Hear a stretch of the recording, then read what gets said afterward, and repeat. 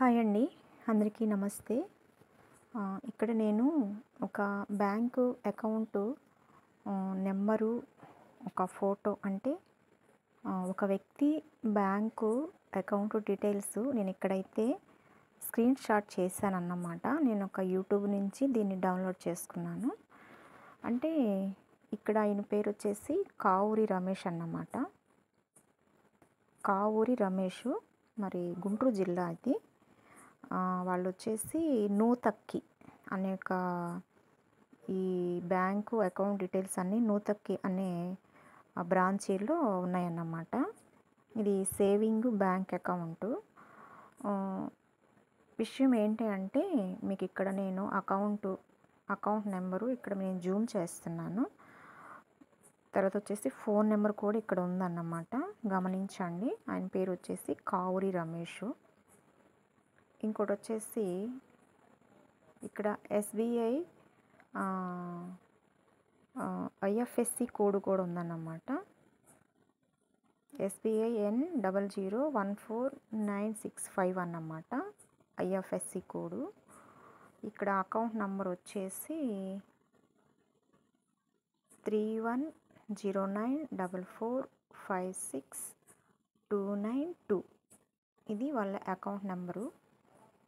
ఇప్పుడు నేను వివరాల్లోకి వెళ్తానండి. పర్పస్ ఏంటి అంటే వీళ్ళ పాపకి రీసెంట్గా అంటే ఒక 10 days లోపు ఒక సర్జరీ జరిగింది. పాప వచ్చేసి 10th క్లాస్ చదువుతుంది. వాళ్ళకి 2 పాపలు, ఒక బాబు. అయితే పెద్ద పాపకి హెల్త్ బాగానే ఉంటుంది. రెండో పాపకి ఇప్పుడు సర్జరీ జరిగింది. ఆ పాప 10th క్లాస్ చదువుతుంది. బాబు ఉన్నాడు. అయితే వీళ్ళకి పాపకి బాబుకి ఇద్దరికి హెల్త్ డిసీజెస్ అనేది ఉన్నాయంట. అయితే ప్రతిరోజు వాళ్ళకి ఒక ఇంజెక్షన్ చేయించాలంట. ఆ ఇంజెక్షన్ ఖరీదు వచ్చేసి 450 రూపాయలు. అంటే ఇద్దరు బిడ్డలకి కలిసి 900 రూపాయలు. అంటే 450 రూపాయలు 450 రూపాయలు 900 రూపాయలు ఇంజెక్షన్ ఖరీదులు అవుతాయి. వాళ్ళ భార్యకి కూడా హెల్త్ బాగోదు, ఇంట్లోనే ఉంటారు. ఇంకా ఈ బ్రదరు ఒక్కరే తను పని చేసుకొని వచ్చి తన ఫ్యామిలీని పోషించుకోవాలి.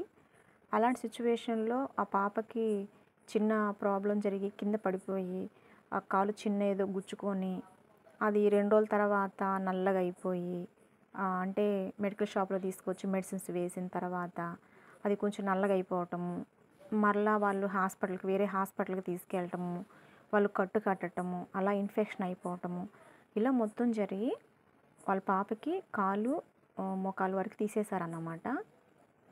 అయితే చూస్తే చాలా బాధేసింది.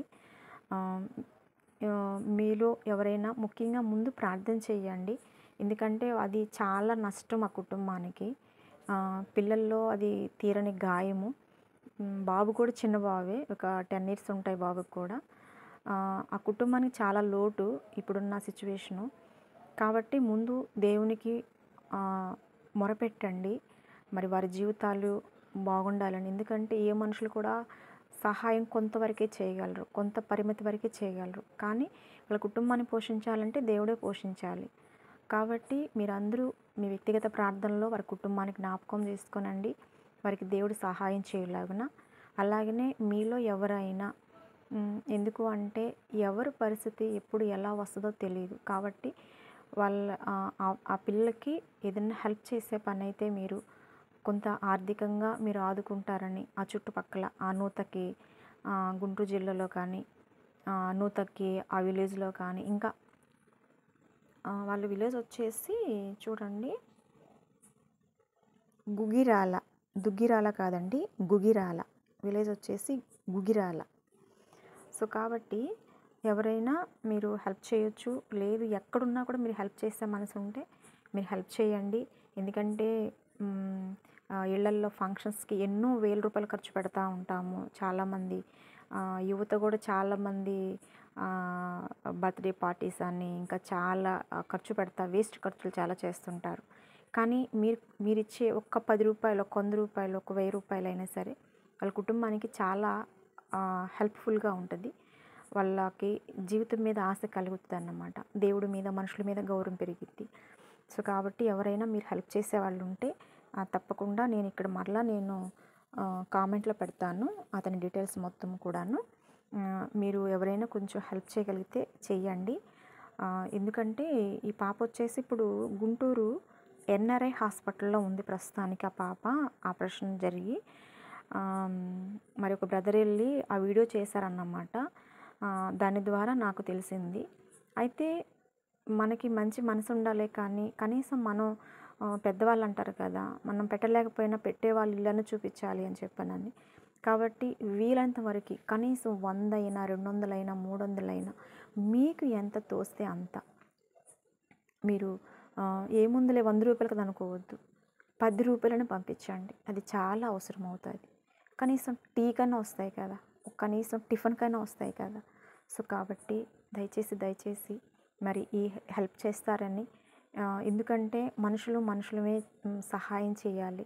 కాబట్టి రేపటి రోజున వాళ్ళ భవిష్యత్తు బాగున్నప్పుడు వాళ్ళు కూడా ఇంకొకరికి సహాయం చేయడానికి అవకాశం ఉంటుంది. ఎందుకంటే మాకు కష్టం రాదు, మాకు ఏ అవసరం లేదు అనుకోవడానికి లేదండి. కాబట్టి దయచేసి దయుంచి మీరందరూ కూడా వారికి హెల్ప్ చేస్తారని మరి నేనైతే కోరుచున్నాను. నాకైతే వీళ్ళెవరు రిలేషన్ కాదు, నాకు తెలిసిన వారు కాదు, అసలు ఏమీ తెలీదు. నేను జస్ట్ యూట్యూబ్లో చూసి ఈ బ్యాంక్ అకౌంట్స్ అవి నేను అంటే వాళ్ళకి ఫోన్పే అలాంటివి ఏమి లేదన్నమాట. సో కాబట్టి నేను దీన్ని స్క్రీన్షాట్ చేసుకొని దీన్ని నేను ఇలా అప్లోడ్ చేస్తున్నాను. కాబట్టి దయించి ఎవరైనా మరి కొంచెం హెల్ప్ చేస్తారని ఆశిస్తున్నాను. మీ అందరికీ థ్యాంక్స్ చెప్తున్నాను, వందనాలు చెప్తున్నాను. మీ అందరినీ దేవుడు దీవించును గాక. ఆమేన్.